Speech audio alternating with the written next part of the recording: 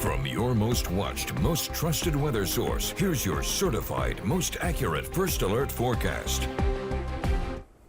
Today wasn't necessarily our warmest day, but it was our most humid day, and things change as we go through the overnight hours. Cold front really starts to pump in some drier, cooler air, and you won't feel the humidity for Thursday and Friday. You'll feel it again over the weekend with our coastal low. Makes sense with higher rain chances. Then heading into next week, should be a really nice stretch of dry weather, nice weather, as long as this low moves out when it's supposed to early next week. Showers still possible through midnight, and probably that's when you'll start to notice a 7 to 12 breeze for inland areas, 10 to 15 for the coast, and a lot of us close to or into the 50s, about 15 degrees cooler than where we were this morning. Some 10, but still a noticeable drop. 60 still holding on to the usual warmer spots around the Sounds and out towards the Outer Banks. Heavy rain still clearing the Outer Banks, still some downpours down to the south, and still some showers dropping in from the north. This is kind of our final round of rain. So once this passes you, you should be done with the rain chances. Probably not clearing the area completely until closer to midnight,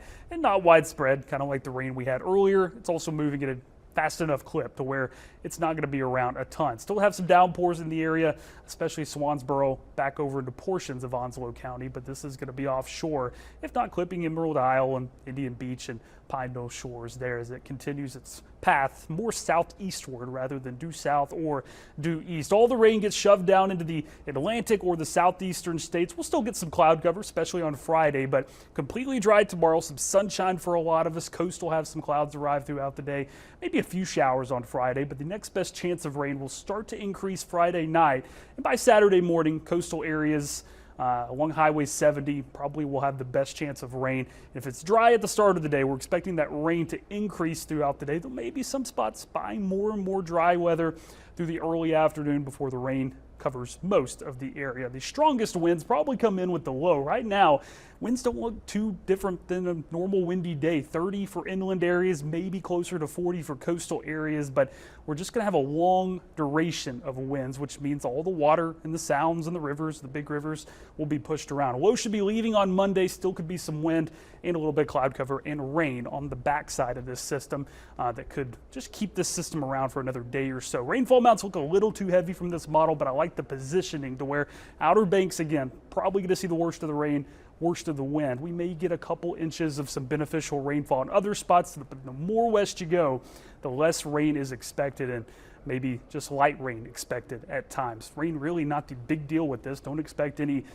flooding on the land. It's all going to be coastal flooding as the wind just lingers and hangs around and keeps pushing water to the southwest across our large rivers and our large sounds until it shifts more to the northwest by Sunday. Still overcast across most of our cameras, whether it's raining or not. You can see that downpour down at the coast. Tropical Storm Jerry still out there as well. No change to the forecast. Still expected to become a hurricane. Still expected to stay far from us, and just not too worried about it. I don't think we'll notice the usual swells or rip current risk just because our marine forecast, our ocean forecast, looks pretty bad all weekend long, even starting tomorrow with some sunshine. The winds pick up. That'll make the waters a little choppier and maybe even start some coastal flooding.